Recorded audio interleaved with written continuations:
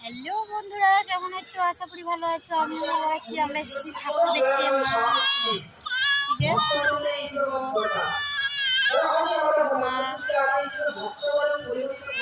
দিদির ছেলে খুব তঞ্চল, খুব জ্বালাতন করছে।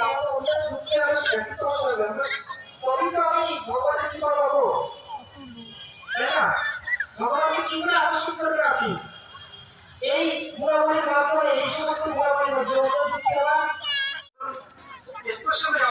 আইসক্রিম নিলাম, মা খাইয়ে দিচ্ছে।